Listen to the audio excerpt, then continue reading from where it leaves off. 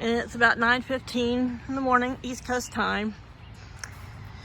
And I posted a picture on Facebook earlier, but this is day 2 of this.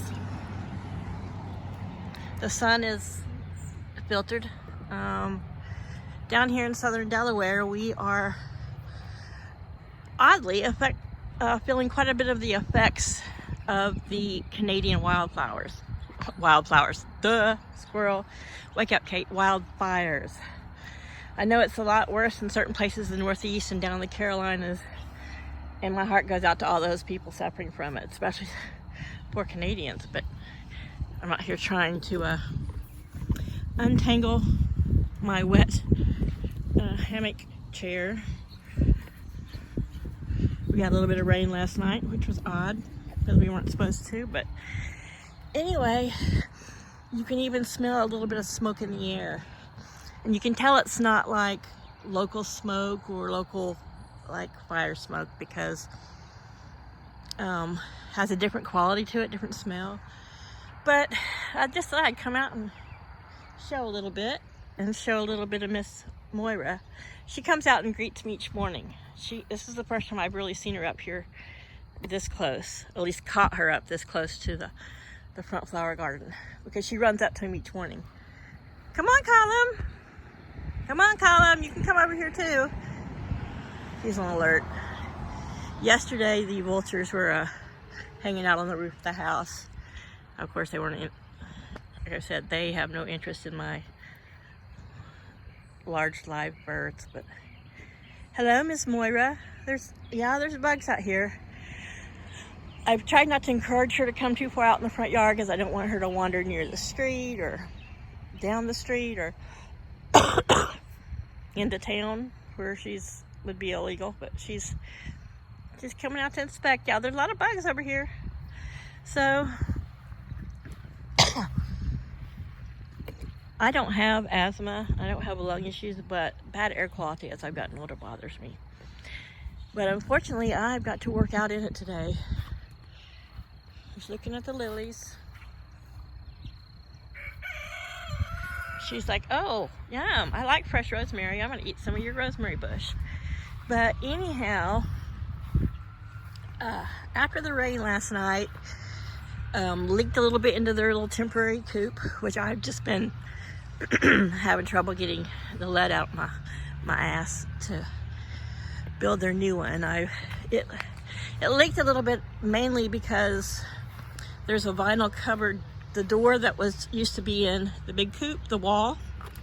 If you remember, it had a chicken door in it. Well, the whole thing's covered in vinyl, so it doesn't leak, but that chicken door wasn't. So around the edges of where that chicken door was framed in, it was dripping down in there. You can kind of see a little bit of a damp spot right there. And Colin was like stuffed in a corner and had water droplets on him, and Moira had some water on her. So I ran out and threw this kind of old piece of useless plywood on top, which stopped the rain, and I moved a second perch up here to a different spot.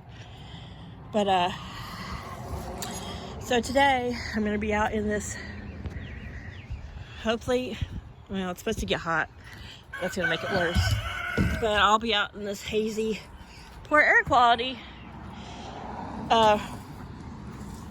doing what I didn't want to do, is build a little coop for these kids. I want it to be open air. Paul mentioned I should it's the first time the roosters crowed this morning, dismantle the little coop, but I'm leaving it as a rain shelter, sun shelter, but I'm going to take the front off, and I'm going to use those, the hinges, and I'm going to use those front walls for the sides of this. I've decided I'll give you just a rundown of what's in my mind. Tried to draw it up, but I don't know. My ADHD just makes it, I squirrel easy, I get distracted. I get so frustrated with how horrible my drawing looks that I just end up wasting time. So I'm gonna leave this old pallet there, and I'm gonna use this metal it's like 3 foot by 5 foot kennel. I'm gonna go ahead and use it, but I'm gonna cut this pallet in half. And because the ground is not level here, it's a lot higher where I'm standing. I'm gonna measure it out, and I'm gonna use half of it right here and do what I have to make it level with that pallet. And then I've got some 1x6s. I've got like 3 of them left, and I'm going to put them across it. Of course, I'll put something on the bottom to brace that half of the pallet up. I may use the bottom of it and make a T shape so that it'll come out and then across. And then I'm going to set this up on it, and I'll use the tray, which is I've been using as a little wall on that side. I'll go ahead and put the tray back in it, and we'll do the deep litter method, but that will get them up off the ground. I'm going to leave the back of it open so that this wall of chain link and chicken wire and the big coop is all that will be between them and the other chickens. They seem to like that, the visiting and the chit chat and being close to them. And then I'm going to probably, I don't know, I'll use part of this frame, where I'm just going to frame enough of it that, I don't know how much of a frame, just enough to put the roof on, and then have some 2x4s on these edges to hang those sides from. And I'll probably just patch over or put a curtain over the little spot where the chicken door is, or I'll just cover it with its door. I'll just tack it up there so that I want both sides to be able to open up like this with the hinges, and I'll just make a way to keep them up, but so that in the summertime, in the hot humidity, they will still have an open air coop. And I have some large hardware cloth that I've been using. Well, it's not large, it's probably 1/2 inch, that I've been using to cover their grass sprout garden to keep them from destroying it until it gets really big. And so I'm going to use that to make sure that where the chickens are roosting, the top half will be covered with a hardware cloth. The bottom will have chicken wire, and that should be enough predator proof for them, especially because if something chews the chicken wire, it's got to get through steel wire, and that stuff does not bend, it does not give. So, but where they roost at night, nothing will be able to reach in and grab them. And for the front, since the door swings out, I'm probably going to take that piece of vinyl I'm going to use to cover whatever the wood that goes onto the roof, which I have this big piece nice and straight here. And then I might just cut another piece, and I'm going to I have a dowel rod.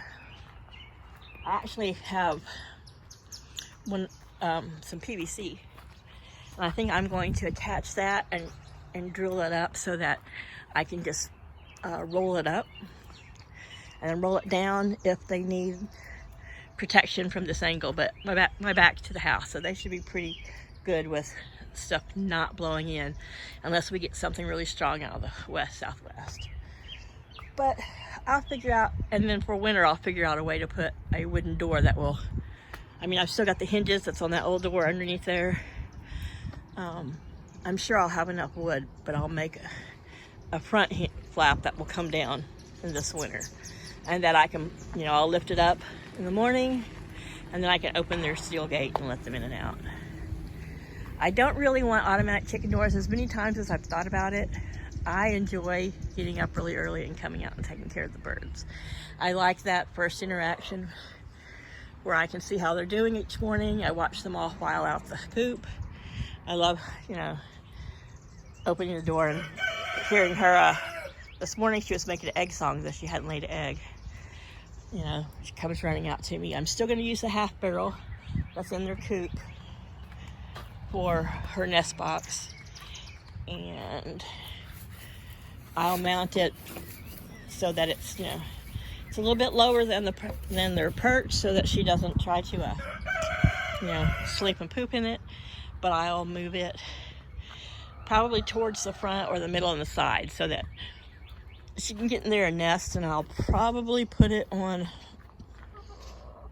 the west side, so she'll get some morning light in there. But I can I'll be able to put that wall back down and close off the westerly sun. But that's my plan for today, and the hinges shouldn't be a big deal.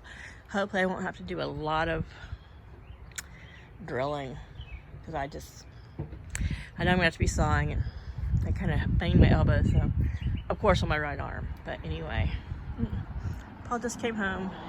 Moira's going to greet him. Colum's like, hey. So anyway, that's my plans for today. And their little ramp will probably come down towards where this part of the tree is raised up, so they won't have to climb a super height, but they'll be able to run up there and get out of the way. I'm going to put this, the trash got picked up yesterday, so that's going in the dumpster. That I'll just probably end up cutting up and using because it's got holes in it. But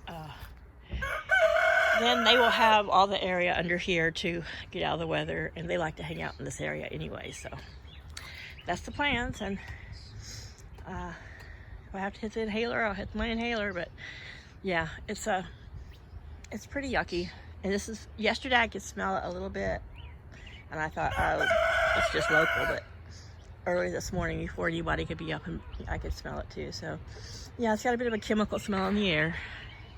But keep everyone in your thoughts who's suffering with this wildfire again, blah, blah, blah, wildfire, and the smoke and the poor air quality.